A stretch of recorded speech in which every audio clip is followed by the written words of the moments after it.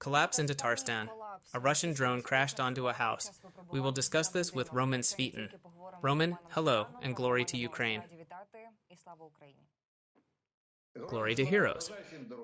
Roman, we have some news. Before we begin, we traditionally address our audience here. Friends, please like us. Also, write your comments on the topics we will talk about during this broadcast. Roman, we begin with the news unfolding on the battlefield because the day before, Commander-in-Chief Syrskyi assured that Ukraine is reclaiming positions in the Kursk and Belgorod regions and continues to hold them. He also said that our soldiers will continue to confine the Russians in our border crossing and that they will not be able to rest there. Roman, what is happening in Kursk and Belgorod region? How are the events unfolding there? Since nowadays the Ukrainian armed forces are succeeding in restraining the enemy, restraining the Russians and the army. What is happening there now and your forecast? How can the events unfold in the near future? The formation of the Northern Front, so-called. So Bryansk, Kursk, Belgorod, while on our side it's Chernihiv, Sumy, and Kharkiv regions. It is 500 kilometers of the Northern Front if you look in a straight line from Belarus to Oskol. This formation is continuing. The Russians have 120,000, 150,000 servicemen gathered there somewhere, stretched along the front line at a depth of 50 to 70 kilometers. About that number, this is stretched over 500 kilometers, not in one place, not for offensive operations, more defensive. In other words, some of the operational and tactical actions that the Russians had planned did not continue in Sumy and Kharkiv, and in Volchansk near Kharkiv, among other places, because of a lack of resources. But they have stabilizing trampling there.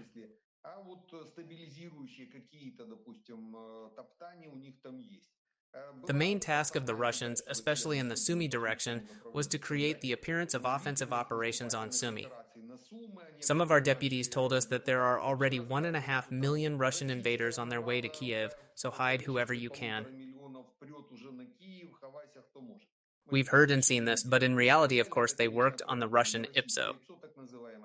And now they have contained the direction, and Sumy direction, for us it is Kursk direction. Why? Because we work mainly on Kursk land. And in Tyotkino and on Glushkovo, strikes on Rilsk, on Olga. These are all strikes on the rear of the Russian army group, which are trying to tread on our Sumy land. But the real direction for us is Kursk. In the Belgorod direction, there are some locations, some positions of countering the Russian inclusion in our Kharkiv region, and in the area of Kharkiv, Lipsy, in the area of Volchansk, there are also going on. We've kind of forgotten about them in the information flow. There is serious fighting there every day, and the Russians got involved in a confrontation in the urban infrastructure. They are not strong there. Here is based on the analysis of the last 4 years practically. We can say that the Russian in urban conditions cannot fight. At most, they try to outflank our units in the fields. As soon as they get involved in urban battles, that's it. And the Russians have no specialists. They burned them in the first months of the invasion of large scale in 2022 in the area of Mariupol, and in the area of Luhansk direction, there were several cities and was Lysychansk and Severodonetsk.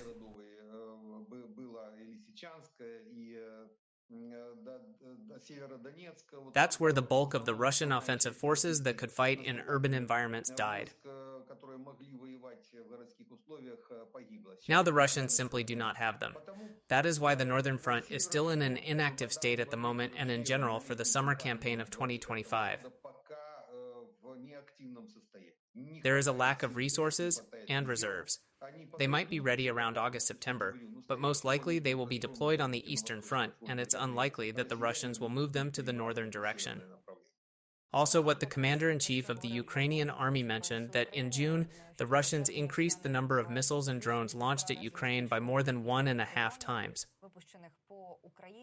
Syrskyi summarized the activity of the Ukrainian Defense Forces over the past month, and the Ukrainian Defense Forces hit close to 4,000 enemy targets. What factors could be responsible for the sharp increase in the number of missile and drone attacks by Russia in June?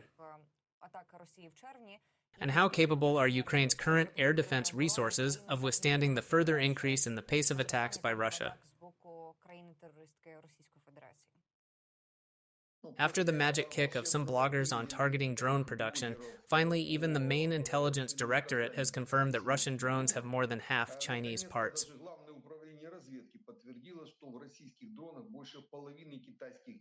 And since the Chinese manufacture the main units and assemblies, they can scale them to infinity by and large. 1.5 billion Chinese need something to do. And this, of course, translates into the fact that Russian large unit assembly of Russian Garan has increased by the amount that General Syrskyi is talking about. He has real data, he has access to directly intelligence data, because there's a logic to it. We've been warning about it for a year. We said for a reason, almost on every broadcast, that these are not Iranian Shaheds, these are Chinese Sunflower 200. These are Garan, which are assembled in Russia, but from Chinese parts mostly, and from Russian ones, at the Progress Research Institute. What are we saying this for? Not to smear Iran, to redistribute attention in the end? China must be crushed, Russia must be crushed, and the fact that Iran has been bombed is no weakening for us. On the contrary, the problem has started as the price has risen already under $70 per barrel of oil. The Russians are shoveling, and nobody is touching the refineries. They are still working. The Russian authorities have defended the Russian oil industry. So that's what it was specifically said to counteract, or at least prepare for, the increase in drones that are directly tied to manufacturing in China.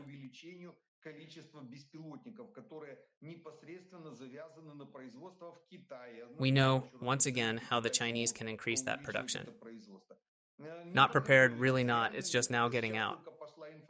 Yes, Main Intelligence Directorate confirmed some foreign tabloids are already starting to point the finger specifically at Chinese production, and the increase in just due to Chinese production of subassemblies, just this segment. Plus missiles, the Russians have increased not much, by the way, the number of missiles I wouldn't say much increased. On the contrary, they have certain difficulties in the production of missiles, but nevertheless, since they have not used them much lately, first of all, they have accumulated a sufficient number of them. There are 100 of each position of missiles, including cruise and ballistic missiles. That's why they can, under the cover of a lot of drones once a week, at this point launch a wave of missiles. In the near term, based on the number of drones that we've been seeing lately, here's a few days going on there, under 100 drones, they're producing 150, 200. So another 100 are piling up somewhere. So we are expecting a wave of 500 drones and 50 Russian missiles in the near future. That is to say, it must be clearly understood. Missiles are once a week. It means a week-long preparation for a wave of missiles, if there are several dozen targets at least. So, once a week, the Russians are launching such a combined, I wouldn't say very large-scale attack, because mostly there are about 500 drones, half of which are decoys. Friends, what do you think about the topics we'll discuss? Also, Roman, let's move on to other matters. Trump has agreed to supply weapons to the Ukrainian armed forces, but has reduced the volume of aid. This is reported by the Western press. The U.S. president agreed to send Ukraine weapons, including 10 missiles for the Patriot air defense system, but before the halt of supplies, their number was larger. They were talking about 30 missiles. Roman, what do you know about this, and what can you say about it?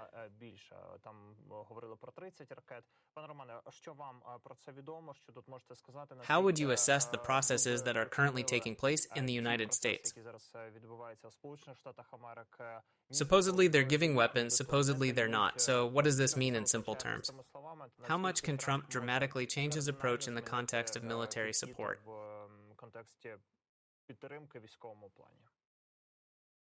An old trick of the eyewash, so-called.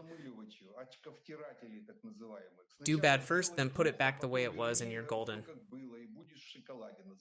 That's exactly what Trump is doing right now. We're not amateurs either. because we know what it is. So Trump first stopped what was already moving us, and now he's giving away a teaspoon at a time, trying to be a great helper in our fight.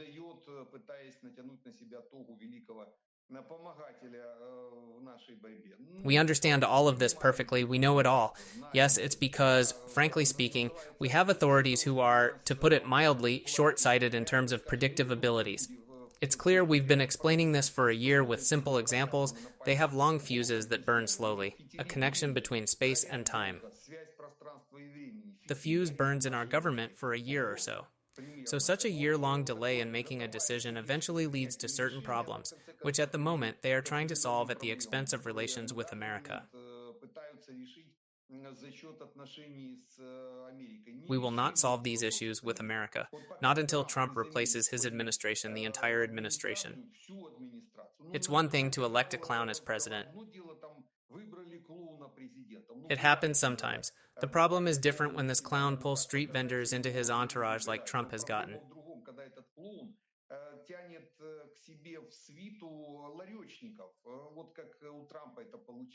Clown attracted vendors to his entourage, and entourage makes the king. And that is until this entourage is removed, until Trump replaces his entire administration practically with the old Republican administration. We remember Bolton and Pompeo. Pompeo, last year, a year ago, specifically anticipating Trump's victory, he was talking about how we should act with Ukraine, allocate $500 billion worth of weapons for Ukraine to defeat the Russian army on its territory, to restore its territorial integrity.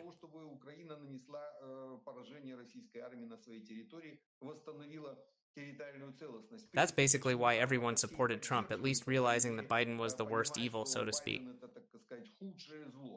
So Trump will be able to help Ukraine only then, to really help, not to ponce around like the Americans are doing now, but to help Ukraine when he replaces the administration. We will wait. Some processes, by the way, have already begun. Musk has already disappeared somewhere, and there are already several dozen people, probably new to the administration, who have already left it, at least.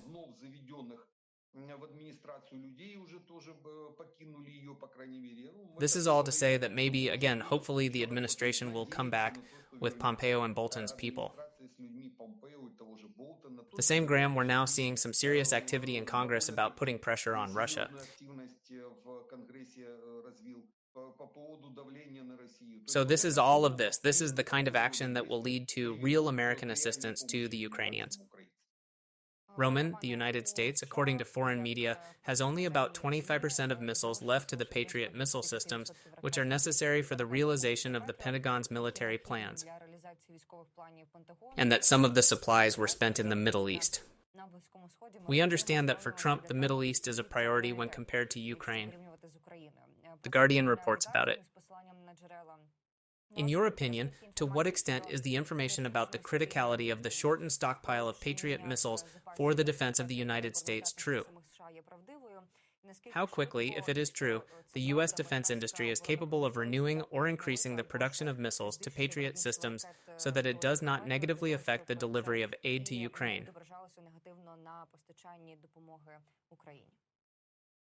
War is math, and in this case, arithmetic. The fact is that Patriot missiles are not needed for the defense of the United States a priori at all. The United States is covered by THAAD and the Aegis systems. Its long-range space-to-atmosphere interception, THAAD up to 200 kilometers, Aegis missiles SM-3 intercept at 1,500 kilometers altitude. Intercontinental ballistic missiles. This Patriot, 15-20 kilometers, is nothing to them.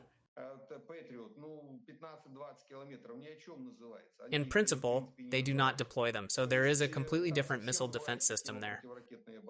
Because when we hear about the United States needing the Patriots to keep the United States safe, it is, to put it mildly, eyewash. And in reality, several missiles were used by the United States military. Mostly in Qatar, when an American base was covered from Iranian missile strikes. A few missiles were used, that's it. How many are there? Not even a dozen have been used. So what are we talking about if PAC-2, PAC-3 missiles, thousands of them, have been produced and are sitting in warehouses? That's why they're crooked too. At the moment, they are trying to pass off relative figures as absolute ones, or at least showing that it is impossible to transfer them to us. It is possible to transfer, all the more so because we are not taking, we now have those supplies that have been stopped, and that should have been in the future. They weren't coming from the warehouses of the U.S. Army, they were coming straight off the assembly lines of specifically American private manufacturers. Certain money was paid last year, and it stretched out there on delivery through 2028. That is, it is all payment for the production that has not yet been produced and delivered to us, among other things. Because, once again, they're being dishonest, that's for sure. That's not a problem, especially since Israel was covered by what? With THAAD. THAAD was uncovered over Israel, and interceptions, if any, were carried out by this very system. So, at this point, you can take that as a cop-out. For what? It all depends on what the Trump administration does next, at least. Now, that's a Laryachnikov administration that mostly addresses Middle Eastern issues, not European ones. Let us move on to other topics. After 3 years, Russia has begun storming the Zaporizhzhia region across the entire front. The commander of the 65th Brigade confirmed that the enemy is operating in small groups of 3 to 4. We talk about such tactics of the enemy with you all the time. Roman, what is happening in the Zaporizhzhia region? Is it correct to say that this is the first time in 3 years that the enemy has stormed? And how the situation is developing there nowadays, and how correct it is to say that the enemy has some advantages there. You're right, we talk about it all the time. For the past 6 months, Russia's main goal for the 2025 summer campaign has been expanding the land corridor by capturing Zaporizhzhia and part of Donetsk. This is what has happened now. That is what you and I have been analyzing, talking about for several months, trying to draw attention away from the false goals of the Sumy, Kharkiv, and Kherson directions.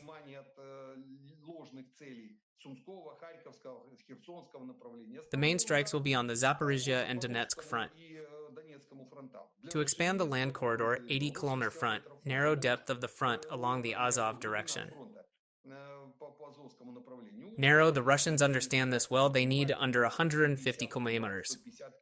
This is a complete capture of Zaporizhzhia and the left bank, at least part of the Donetsk region up to Pokrovsk. So that's what they're doing now. What do we see now? We are seeing the unfolding of so-called shaping operations along the entire line of the Zaporizhzhia and part of the Donetsk front. Formation operations are conducted mainly for the purpose of combat reconnaissance in small groups, maybe large groups, a little bit bigger, a little bit farther out. There may be not only 3 or 4 Russian federals, it may already be squads and platoons, up to a reconnaissance company. They will try to probe our line of defense along the entire front line for the approach in about a month and a half of the main reserves I mentioned. That is, they are now preparing for the second wave of August-September. Some directions will be prepared for this. They will deploy reserves to the areas where our front line is breached, although the Zaporizhzhia direction is more stable for us than the Donetsk one. There are about a dozen bypass roads there. In 2022, they specifically hit this bypass between the Zaporizhzhia and Donetsk regions. These are 2 regions, coal and ore, and these bypass roads are very difficult to pass if there are enough personnel of means. We have the resources. We have a certain amount of manpower. We have a 1-to-7 ratio in that direction. We should at least make it 1-to-3. And that means putting and deploying more additional forces in that direction. These are just law enforcement. The best option is to lift their exemption.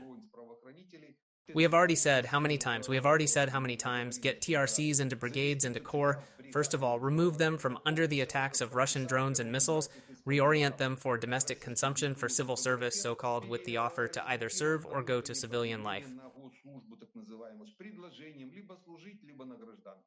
There should be no other options. Roman, and to the situation on the territory of the Russian Federation, a new drone, called Altius RU, crashed into Tatarstan earlier in the day. And this drone was started to design back in 2011. Testing was completed only in 2021.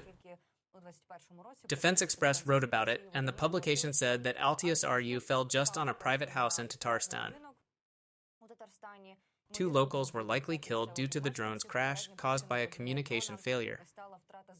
Let's watch this video, the flight of this drone, and then we will comment on it.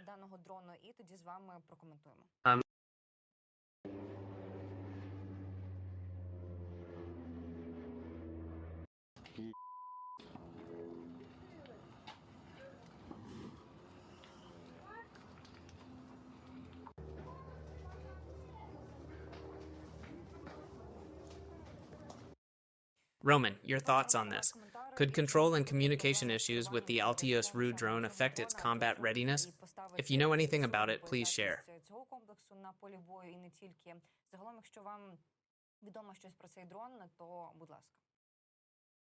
This drone is manufactured in Ekaterinburg. They are trying to produce it, at least.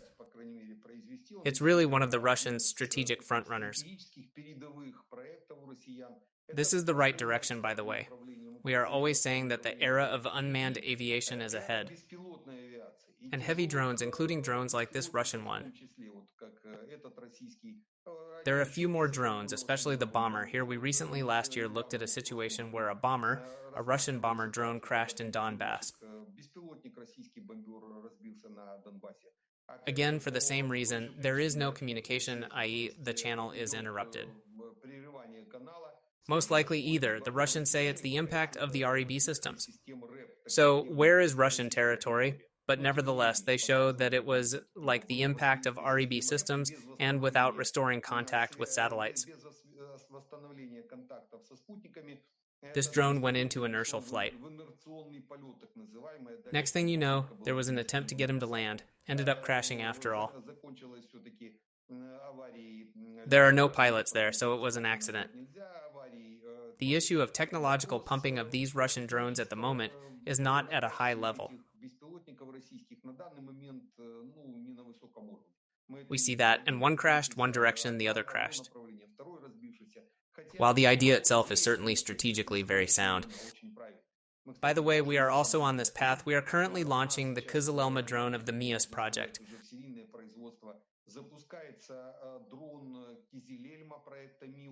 Ukrainian Turkish, and by the way, Akinci is already flying. It's been in serial production for several years now. Akinci is a Turkish-Ukrainian drone with our engines. The Turks are happy to install our engines on their drones, and they perform very well. The same goes for the Kizilelma using AI-25 TLT engines. It's an excellent engine. I flew on it myself in the past on the L-39, and it's also used there.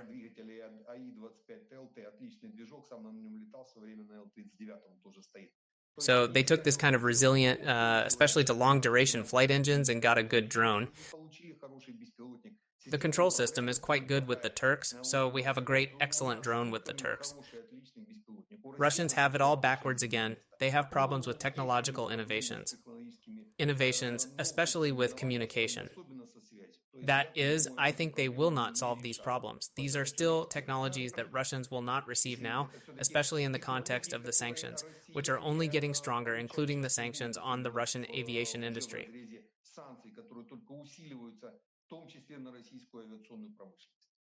Roman, thank you for this conversation. Thank you for your analysis and your position. Roman Svitan, pilot, instructor, and Ukrainian Army Colonel, Reserve, traditionally explains key topics daily. Vladyslav Solovyov, Olga, Bilan. Right now, friends, give this video a like. Your comments also leave under the video. I would also like to know what you think about the topics that we discussed regarding Trump's statements on the supply of arms, Syrskyi's statements, and the situation on the battlefield. Don't forget to subscribe, and we'll see you on air on Channel 24.